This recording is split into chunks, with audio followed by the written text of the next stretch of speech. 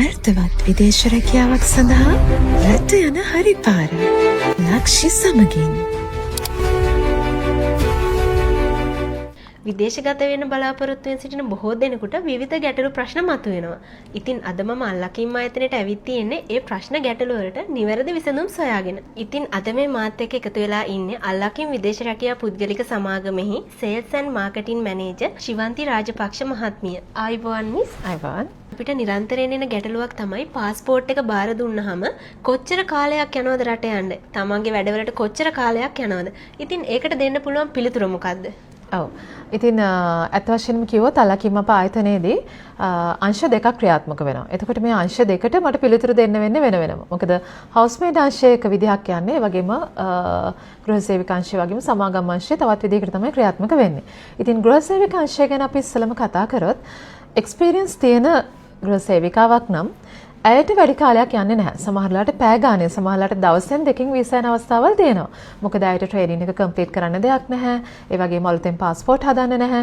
ඉතින් එක්ස්පීරියන්ස් තියෙන කෙනෙක්ට ඉතාමත් ඉක්මනින් ඔවුන්ගේ පළපුරුද්ද මත සමහර විට දවස් දෙකකින් තුනෙන් එහෙම නැත්නම් එක දවසෙන් මැලේසියා වගේ රටවල් වලට පැය ගානෙන් වීසා අවස්ථාවද තිබුණා. ඉතින් ඒත් එක්කම ෆස්ට් ටයිම් යන කෙනෙක් ගැන අපි කතා කරොත් ගෘහසේවිකාවක් විදිහට ඇය අනිවාර්යයෙන්ම ඇගේ ට්‍රේනින් එක කරන්න ඕනේ. එතකොට ඒකට සාමාන්‍යයෙන් දින 28ක වගේ කාලයක් යනවා. ඉතින් ඒක කරගෙන හෙමින් පාස්පෝර්ට් එක හදාගෙන කරද්දී සමහර විට දින 28ක් 30ක් අතර කාලයක් ඇතුළත ඔවුන්ගේ වැඩ කටයුතු කරගන්න අවස්ථාව තියෙනවා. ඉතින් අපි සමාගම් අංශය ගැන බැලුවොත් සමාගම් අංශය යන ක්‍රියාවලිය පොඩ්ඩක් වෙනස්. මොකද ඒගොල්ලන්ට ඒ තරම් වැඩි කාලයක් ට්‍රේනින් එකට යන්න නැහැ. වැඩි වුණොත් දවස් 5ක් තියෙයි ට්‍රේනින් එක. මේල් ෆීමේල් දෙගොල්ලන්ටම. ඉතින් එතෙන්දී වැඩ ඉක්මනට කරගන්න නම් කස්ටමර්ගේ උදව්ව තමයි අපිට අවශ්‍ය වෙන්නේ. මොකද සමහර අවස්ථාවන් තියෙනවා මුදල් ගෙවලා යන අවස්ථාවන්. සමහර වෙලාවල් තියෙනවා ෆ්‍රී රික්‍රූට්මන්ට්. ඉතින් අන්න ඒ වෙලාවල් වලදී ඔවුන් අපි කියන වෙලාවට අපේ ආයතනයට ඇවිල්ලා අපිට සහාය වුණොත්, මෙඩිකල් පරීක්ෂණයට අපි කියන දවසට සහභාගී වුණොත් අනිවාර්යයෙන්ම දවස් 20ක් ඇතුළත ඔයගලන්ට විදේශගත වෙන්න පුළුවන්. හැබැයි පරක්කු වෙනවා නම් වෙන්නේ සමහරට ඒගොල්ලෝ සුළු මුදලක් හොයාගන්න පරක්කු වෙනවා. ඒ වගේම මේගොල්ලන්ගේ පෞද්ගලික හේතු නිසා පරක්කු වෙනවා.